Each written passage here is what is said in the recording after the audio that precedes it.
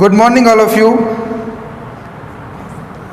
આજના વિડિયો લેક્ચરની અંદર આપણે જે ડિસ્કશન કરવાના છીએ તે unit number 1B paper number 304 નો છેલ્લો ટોપિક છે એમિનો એસિડના ગુણધર્મો।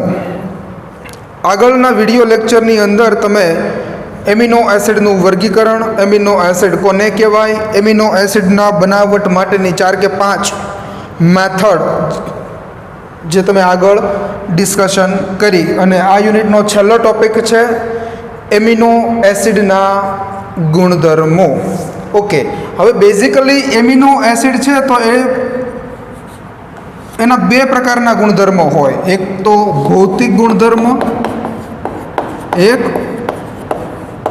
ભૌતિક ગુણધર્મ અને બીજો છે એ રાસાયણિક ગુણધર્મ। કયા હોય? રાસાયણિક ગુણધર્મો।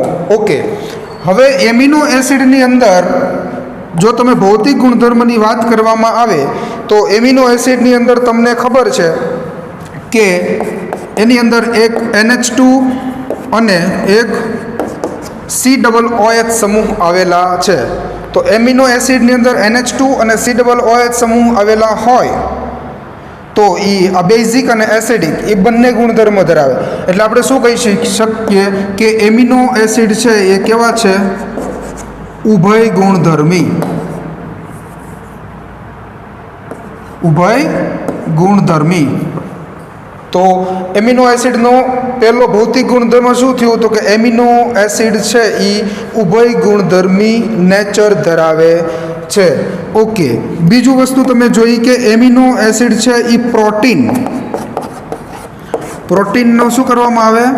જળ વિભાજન। પ્રોટીનનું જળ વિભાજન કરો એટલે તમને શું મળે? Amino acid.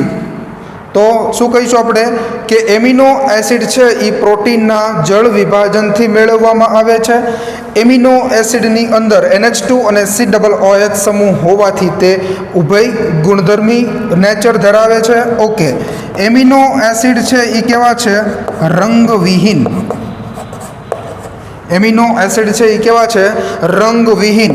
બીજું સ્ફટિકમય ઘન પદાર્થ છે। સ્ફટિકમય ઘન પદાર્થ છે। એમિનો એસિડ રંગવિહીન સંયોજનો છે, સ્ફટિકમય ઘન પદાર્થ છે, ઉભય ગુણધર્મી છે, એનું પ્રોટીનના જળ વિભાજનથી એમિનો એસિડ છે એ મેળવવામાં આવે છે। ઓકે, ચોથો ગુણધર્મ ભૌતિક આપણે એવું કહી શકીએ કે એમિનો એસિડના ઉત્કલન બિંદુ અને ગલન બિંદુ છે એ બેઝિકલી ઊંચા હોય છે। શું હોય છે? ગલન બિંદુ ઊંચા। ગલન બિંદુ કેવા હોય છે? ઊંચા। હવે કાર્બનિક સંયોજનો છે એની કમ્પેરિઝનમાં એમિનો એસિડના ગલન બિંદુ છે એ ઊંચા હોય છે। શું થયું? કાર્બનિક સંયોજનોની સરખામણીમાં એમિનો એસિડના ગલન બિંદુ ઊંચા હોય છે। ઓકે, ત્યાર પછી છેલ્લો ગુણધર્મ ગ્લાયસિન। તમને ખબર છે ગ્લાયસિન સિવાયના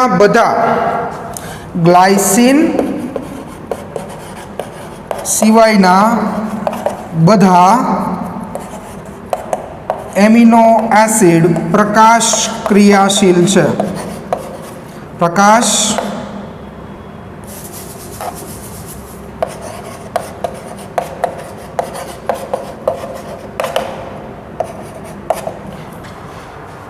છેલ્લો ગુણધર્મ એવું કહે છે કે ગ્લાયસિન સિવાયના બધા જ એમિનો એસિડ છે એ પ્રકાશ ક્રિયાશીલ છે। હવે કોઈ પણ પદાર્થ છે એ પ્રકાશ ક્રિયાશીલ ક્યારે હોઈ શકે? તો કે એની અંદર અસમ કાર્બન આવેલો હોવો જોઈએ। અસમ કાર્બન કોને કહેવાય? તો કે જે કાર્બનની ચારેય સંયોજકતા અલગ અલગ પરમાણુ અથવા તો સમૂહ વડે સંતોષાયેલી હોય તો એને શું કહેવામાં આવે છે? અસમ કાર્બન। અને અસમ કાર્બન છે એને સ્ટાર વડે દર્શાવી શકાય। હવે જે પદાર્થની અંદર, જે સંયોજનની અંદર અસમ કાર્બન હોય એ ધ્રુવીભૂત પ્રકાશના તલનું કાં તો ક્લોકવાઇઝ અથવા તો એન્ટી ક્લોકવાઇઝ છે એ પરિભ્રમણ કરે છે, ડેક્સ્ટ્રો અથવા તો લીવો. તો એને શું કહેવાય? પ્રકાશ ક્રિયાશીલ પદાર્થ. તો અહીં શું કીધું? ગ્લાયસિન સિવાયના બધા જ એમિનો એસિડ છે એ કેવા છે? પ્રકાશ ક્રિયાશીલ. ઓકે, તો આ હતા એમિનો એસિડના ભૌતિક ગુણધર્મો. સૌથી પહેલાં તો કે ઉભય ગુણધર્મી છે. શું કામ છે? તો કે NH2 અને COOH સમૂહ બંને આવેલા છે. પ્રોટીનના જળ વિભાજનથી એમિનો એસિડ મળે છે. તે એમિનો એસિડ છે એ રંગવિહીન પદાર્થ છે. બીજું, સ્ફટિકમય ઘન પદાર્થ છે. એમિનો એસિડના ઉત્કલન બિંદુ છે એ કાર્બનિક સંયોજનોની સરખામણીમાં ઊંચા છે. ગ્લાયસિન સિવાયના બધા જ એમિનો એસિડ છે એ કેવા છે? પ્રકાશ ક્રિયાશીલ. તો આ હતા એમિનો એસિડ છે એના ભૌતિક ગુણધર્મો. હવે આપણે જોઈએ એમિનો એસિડના રાસાયણિક ગુણધર્મો. એમિનો એસિડના રાસાયણિક ગુણધર્મો.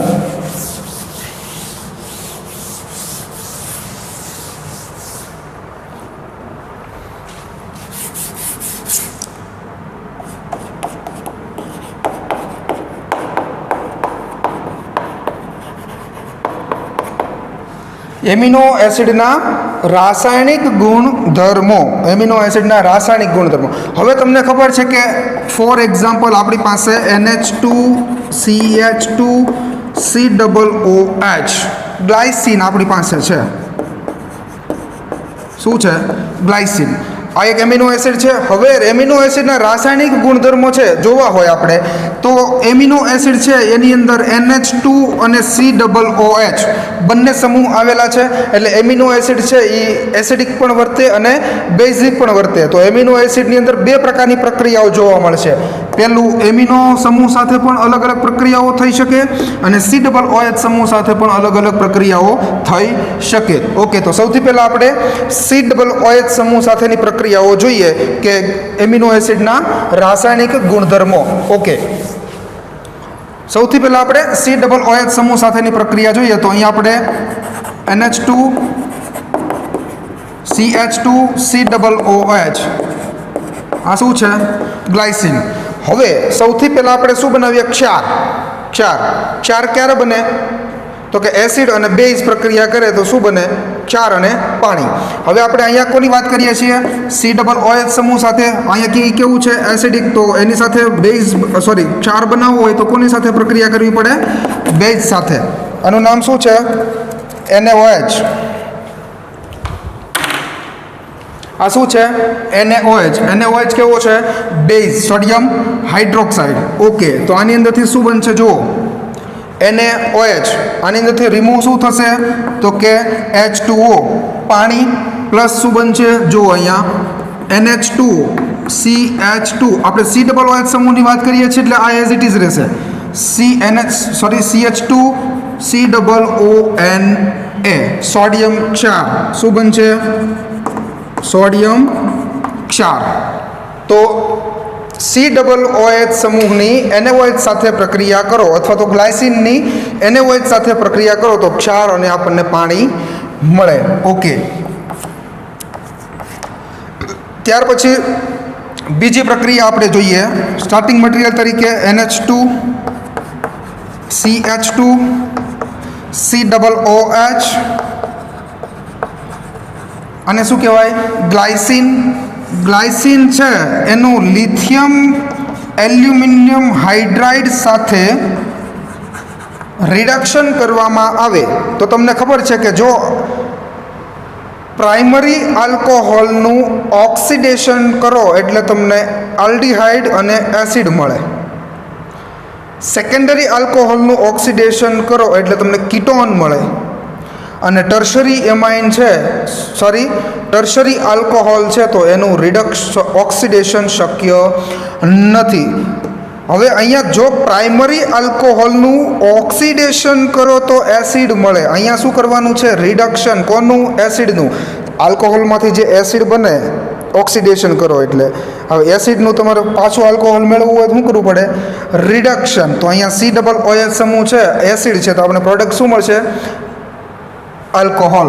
જોઈએ NH2 CH2 CH2OH.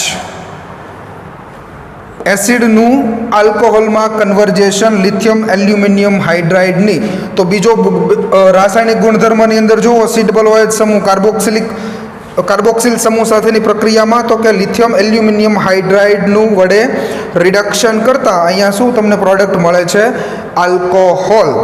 ઓકે, ત્રીજી આપણે પ્રક્રિયા જોઈએ.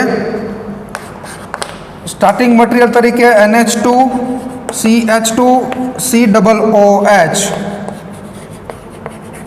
આનું નામ શું થશે ગ્લાયસીન. ગ્લાયસીન છે એનું HCl અને H2O જળ વિભાજન કરવામાં આવે C2H5OH ઇથેનોલ સોલ્વન્ટ તરીકે ઉપયોગ કરે તો મેં તમને આગળ કીધું હતું કે એસિડનું જળ વિભાજન કરો એટલે હંમેશા તમને એસ્ટર મળે. ઓકે, અહીંયા જોઈએ NH2 CH2 COOC2H5 COOC2H5 ત્રણ પ્રક્રિયા. સૌથી પહેલાં ગ્લાયસીનનું NaOH સાથે પ્રક્રિયા કરી એટલે સોડિયમ ક્ષાર મળે. લિથિયમ એલ્યુમિનિયમ હાઇડ્રાઇડ વડે ગ્લાયસીનનું રિડક્શન કરો એટલે તમને આલ્કોહોલ પ્રોડક્ટ મળે. ત્યાર પછી એસિડનું જળ વિભાજન કરો એટલે તમને પ્રોડક્ટ તરીકે શું મળે એસ્ટર. શું મળે એસ્ટર. ઓકે, આગળ વધીએ પ્રક્રિયામાં.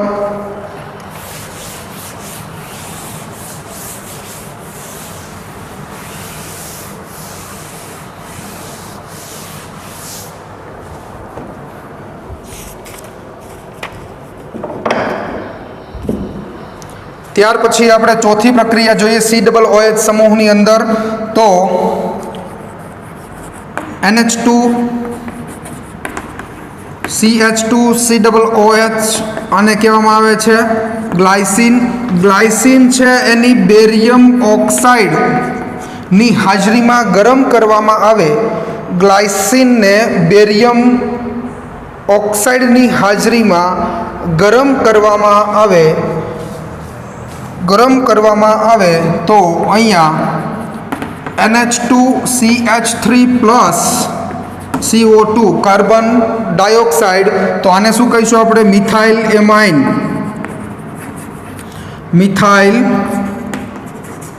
એમાઇન આપણને નિપજ તરીકે મળે. શું કીધું ગ્લાયસીનને બેરિયમ ઓક્સાઇડની હાજરીમાં ગરમ કરવામાં આવે તો એક અણુ છે એ કાર્બન ડાયોક્સાઇડનો મળે અને મિથાઇલ એમાઇનનો આપણને અણુ મળે. ઓકે, પાંચમી પ્રક્રિયા આપણે જોઈએ તો NH2 CH2 COOH આને કહેવામાં આવે છે ગ્લાયસીન. ગ્લાયસીન છે એની PCl5 સાથે પ્રક્રિયા કરવામાં આવે તો આગળ મેં તમને કીધું તો અહીંયા OH સમૂહ છે તો એનું કન્વર્જેશન Cl માં થશે. તો જુઓ NH2 CH2 COCl NH2 CH2 COCl acid chloride plus POCl3 plus HCl POCl3 plus HCl છે એ અહીંયા તમને બાય પ્રોડક્ટ તરીકે મળે. તો ગ્લાયસીનની PCl5 સાથે પ્રક્રિયા કરો તો તમને એસિડ ક્લોરાઇડ જેવા સંયોજનો છે તો એ તમે આ બનાવી શકો. તો આ પાંચ પ્રક્રિયા છે જેને કહેવામાં આવે છે C=OH સમૂહ એટલે કાર્બોક્સિલ સમૂહ સાથેની પ્રક્રિયા. પહેલી પ્રક્રિયા આપણે જોઈએ તો કે એમાંથી NaOH સાથે ક્ષાર બનાવી શકીએ. બીજી પ્રક્રિયા જોઈએ તો કે એસિડનું આલ્કોહોલમાં લિથિયમ એલ્યુમિનિયમ હાઇડ્રાઇડની હાજરીમાં રિડક્શન કરતાં આપણે એસ્ટર પ્રોડક્ટ મેળવી શકીએ. ત્રીજું છે એસિડનું જળ વિભાજન એસ્ટર આપણને મળે છે.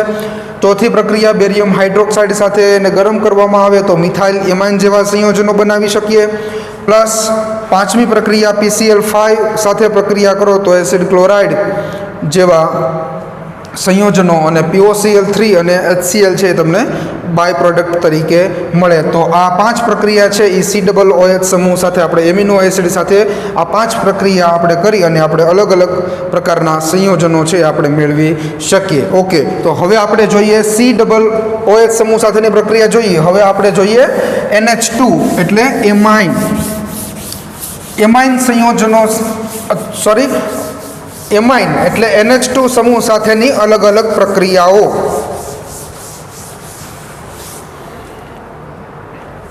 આપણી પાસે સ્ટાર્ટિંગ આપેલી પ્રક્રિયા છે. સ્ટાર્ટિંગ મટીરિયલ તરીકે NH2 CH2COOH સમૂહ આપણી પાસે છે. આનું નામ થાય છે ગ્લાયસિન. શું થશે? ગ્લાયસિન. હવે આપણે કોની સાથે પ્રક્રિયા કરવાની છે? NH2 amine. એમાઇન કેવું છે?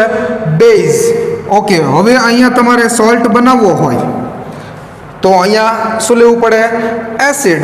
અહીંયા તમારે શું લેવું પડે? તો કારણ કે તમે બેઝ સાથેની પ્રક્રિયા કરો છો તો અહીંયા સોલ્ટ બનાવવો હોય તો આ એસિડ અને આ બેઝ. તો અહીંયા તમને શું મળે? સોલ્ટ મળે. જો Cl minus NH3 plus CH2 COOH. અહીંયા તમને શું મળશે? ક્ષાર. હાઇડ્રોક્લોરાઇડનો ક્ષાર તમને છે મળે. સૌથી પહેલાં ગ્લાયસિનની HCl સાથે પ્રક્રિયા કરવામાં આવે તો તમને શું મળે?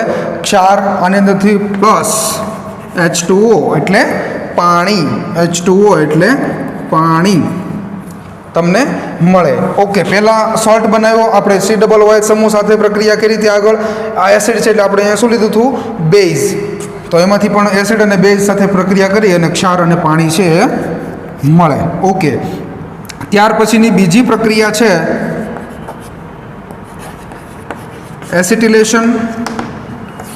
ત્યાર પછી એસિટિલેશન. એસિટિલેશન કરવા માટે NH2 CH2 COOH આને શું કહીશું આપણે? ગ્લાયસિન. આને શું કહીશું આપણે? ગ્લાયસિન. આની પ્રક્રિયા છે એસિટિલેશન એટલે કોની સાથે પ્રક્રિયા કરવામાં આવે? હંમેશા CH3CO. આને શું કહેવામાં આવે છે? Acetic anhydride. આને શું કહીશું આપણે? Acetic anhydride. જ્યારે તમે એસિટિક એનહાઇડ્રાઇડનો ઉપયોગ કરો ત્યારે હંમેશા CH3COOH સમૂહ એક એસિટિક એસિડનો અણુ છે એ રિમૂવ થાય છે. પ્લસ અહીંયા શું બનશે? જુઓ, અહીંયાથી એક હાઇડ્રોજનનું વિસ્થાપન થશે અને એસિટિક એસિડનો અણુ છે એ રિમૂવ થશે. CH3COOH અને અહીંયાથી હાઇડ્રોજન એટલે અહીંયા શું જોડાશે? COCH3. અહીંયા 2 મોલ છે તેમાંથી 1 મોલ આ રિમૂવ થશે ને 1 મોલ COCH3 સમૂહ દાખલ કરવાની પ્રક્રિયાને એસિટિલેશન રિએક્શન કહેવામાં આવે છે. બાકીનું બધું as it is. CH2 COOH. આને શું કહીશું આપણે? એસિટાઇલ વ્યુત્પન્ન. આ શું મળે છે આપણને? એસિટાઇલ વ્યુત્પન્ન. તો ગ્લાયસિનની એસિટિક એનહાઇડ્રાઇડ સાથે એસિટિલેશન પ્રક્રિયા કરતાં એસિટિક એસિડનો એક અણુ રિમૂવ થાય અને આપણને એસિટાઇલ વ્યુત્પન્ન મળે છે. શું દાખલ થશે? COCH3 સમૂહ, એસાઇલ સમૂહ. ઓકે. ત્રીજી આપણે પ્રક્રિયા જોઈએ.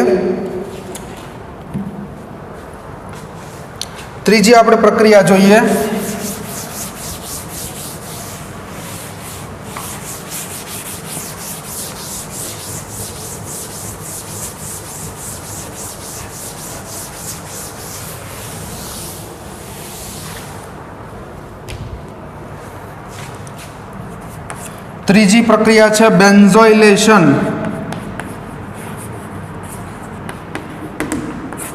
કેવું છે? બેન્ઝોઇલેશન. સ્ટાર્ટિંગ મટીરિયલ આપણે શું લઈશું? NH2 CH2 COOH અને શું કહીશું આપણે? ગ્લાયસિન. ગ્લાયસિનની બેન્ઝોઇલેશન કરવા માટે C6H5COCl બેન્ઝાઇલ ક્લોરાઇડ. આનું નામ શું થશે? Benzyl chloride. બેન્ઝોઇલેશન કરવા માટે ગ્લાયસિનની બેન્ઝાઇલ ક્લોરાઇડ બેન્ઝીન રિંગ ઉપર COCl એટલે એને શું કહેવાય? બેન્ઝાઇલ ક્લોરાઇડ સાથે પ્રક્રિયા કરવામાં આવે તો આની અંદરથી રિમૂવ શું થશે? તો કે HCl નો એક અણુ, HCl નો એક અણુ અને શું દાખલ થશે જુઓ અહીંયાથી NH2 સમૂહ છે આને જોડાવા માટે એક હાઇડ્રોજનનું વિસ્થાપન Cl સાથે થાય એટલે HCl રિમૂવ થઈ જશે અહીંયા શું વધ્યું CO C6H5 બાકીનું as it is CH2 COOH benzoyl વ્યુત્પન્ન અહીંયા આપણને શું મળશે બેન્ઝોઇલ વ્યુત્પન્ન તો ગ્લાયસિનની બેન્ઝોઇલ ક્લોરાઇડ સાથે બેન્ઝોઇલ ક્લોરાઇડ એટલે C6H5COCl બેન્ઝીન રિંગ ઉપર COCl HCl નો અણુ એક રિમૂવ થશે અને આપણને શું મળશે બેન્ઝોઇલ વ્યુત્પન્ન શું મળશે બેન્ઝોઇલ વ્યુત્પન્ન ઓકે આગળ વધીએ ચોથી પ્રક્રિયા આપણે જોઈએ NH2 સમૂહની રાસાયણિક ગુણધર્મમાં ચોથી આપણે પ્રક્રિયા જોઈએ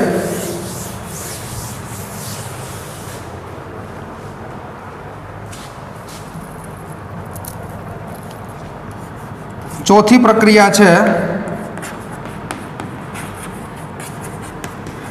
આલ્કાઇલેશન ચોથી પ્રક્રિયા શું છે આલ્કાઇલેશન કરવો એટલે RX આલ્કાઇલ હેલાઇડ શેનો ઉપયોગ કરવામાં આવે છે આલ્કાઇલ હેલાઇડનો ઓકે હવે અહીંયા જુઓ આપણી પાસે એમિનો એસિડ તરીકે NH2 CH2 COOH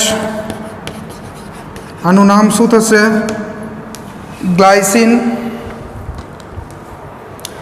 ગ્લાયસિન છે ગ્લાયસિનની પ્રક્રિયા આલ્કાઇલ હેલાઇડ અહીંયા આપણે RI લઈ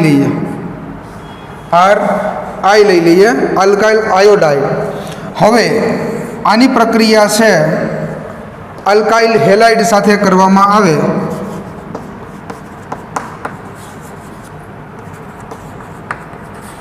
આલ્કાઇલ હેલાઇડ જો ગ્લાયસિનની આલ્કાઇલ હેલાઇડ સાથે પ્રક્રિયા કરવામાં આવે તો રિમૂવ શું થશે એક હાઇડ્રોજનની સાથે હેલાઇડ એટલે HI શું રિમૂવ થશે HI અહીંયાથી NH2 સમૂહમાંથી એક હાઇડ્રોજનનું વિસ્થાપન છે કોના દ્વારા થશે આલ્કાઇલ સમૂહ દ્વારા ઓકે તો અહીંયા જોઈએ અહીંયાથી એક હાઇડ્રોજનનું વિસ્થાપન એની સાથે શું જોડાણું તો કે R અહીંયા CH2 COOH સમૂહ છે એ એઝ ઇટ ઇઝ તો અહીંયા આપણને શું મળશે આલ્કાઇલ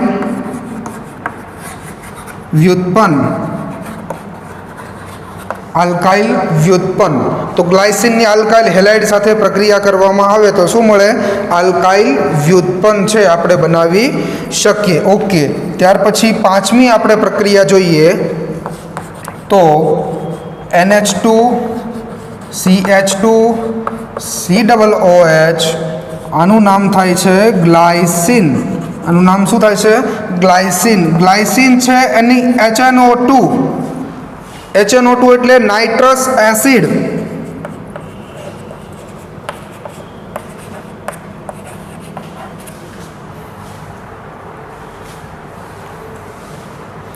HNO3 હોય તો નાઇટ્રિક એસિડ HNO2 છે એટલે નાઇટ્રસ એસિડ સાથે પ્રક્રિયા કરવામાં આવે તો પહેલા સ્ટેપની અંદર નાઇટ્રોજન ગેસ રિમૂવ થશે બીજા સ્ટેપની અંદર શું રિમૂવ થશે H2O તો અહીંયા આપણને શું મળે છે N2 એટલે આની એક નાઇટ્રોજન અને અહીંયાથી એક નાઇટ્રોજન એટલે N2H2O એટલે HNO2 માંથી OH અને અહીંયાનો એક હાઇડ્રોજન એટલે શું થશે H2O તો અહીંયા શું વધ્યું OH CH2 COOH as it is પ્રક્રિયા ક્યાં થશે એમાઇન સમૂહ છે ત્યાં કોની સાથે કરવામાં આવે નાઇટ્રસ એસિડ HNO2 સાથે તો શું રિમૂવ થશે એક અણુ પાણીનો અને એક નાઇટ્રોજન ગેસ ઓકે તો અહીંયા શું બનશે આપણને હાઇડ્રોક્સી એસિડ શું આપણને મળશે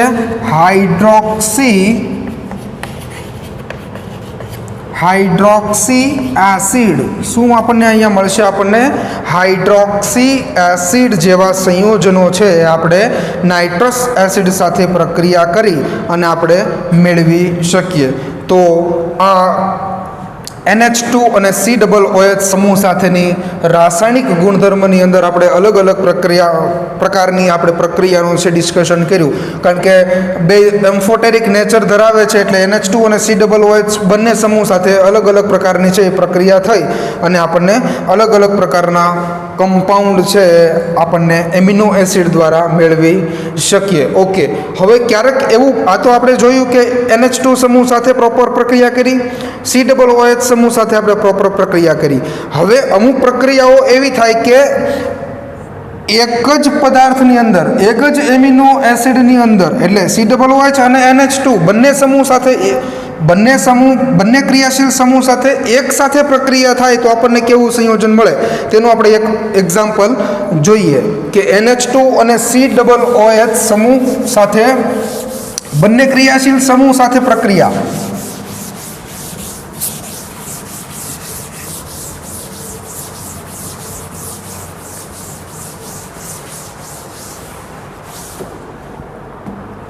એક્ઝામ્પલ તરીકે અહીંયા આપણે ગ્લાયસીન લઈએ,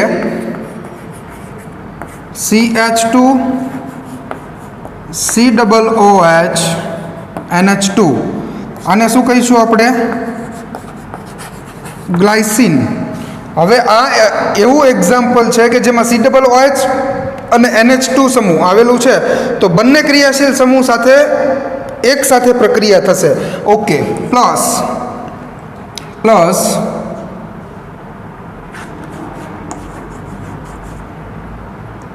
COOH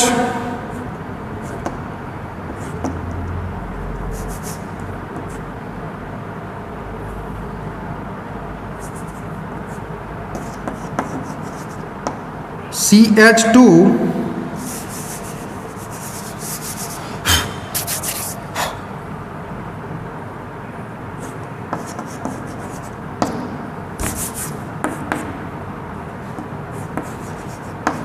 પ્લસ NH2, અને આપણે શું કહીશું?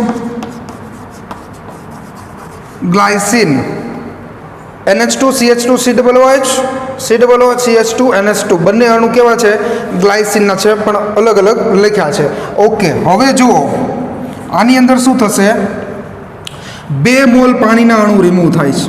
2 મોલ પાણીના અણુ છે એ રિમૂવ થાય. કેવી રીતના? તો કે અહીંયાનો એક હાઇડ્રોજન અને આમાંનો OH સમૂહ, આમાંનો OH સમૂહ અને આમાંનો એક હાઇડ્રોજન. શું થયું? 2 મોલ પાણીના અણુ રિમૂવ થયા એટલે COOH સમૂહ સાથે પણ પ્રક્રિયા થઈ, અહીંયા NH2 સમૂહ સાથે પણ પ્રક્રિયા થઈ, અને અહીંયા આપણને શું મળે છે? જુઓ, CH2CO, અહીંયા શું વધ્યું? NH, એની સાથે શું જોડાયેલું છે? CO. NH, અહીંયા CO, એની સાથે શું જોડાયેલું છે? તો કે CH2, એની સાથે શું છે? NH, અને આ NH છે કોની સાથે જોડાયેલું છે? CO સાથે. તો આનું નામ શું થશે? 1,5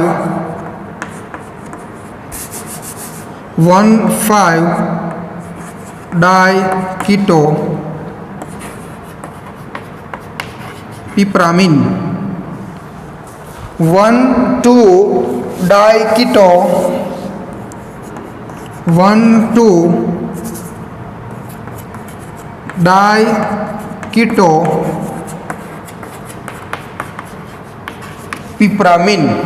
તો બંને એમિનો એસિડનું એકબીજા સાથે પ્રક્રિયા કરાવીને આપણે બંને ફંક્શનલ ગ્રુપ ક્રિયાશીલ સમૂહ NH2 અને COOH સમૂહ સાથે એક સાથે પણ આપણે પ્રક્રિયાઓ છે તે કરાવી શકીએ. તો આજના વિડીયો લેક્ચરની અંદર આપણે આ એમિનો એસિડના રાસાયણિક અને ભૌતિક ગુણધર્મોનો અભ્યાસ છે તે અહીંયા આપણે પૂરો કરીએ છીએ, અને આ વિડીયો લેક્ચર સાથે આ ટોપિક સાથે આપણે યુનિટ નંબર 1B પણ આપણે અહીંયા કમ્પ્લીટ કરીએ છીએ. ઓકે, અને આવતા વિડીયો લેક્ચરની અંદર આપણે નવા યુનિટ સાથે ડિસ્કશન કરીશું. Thank you.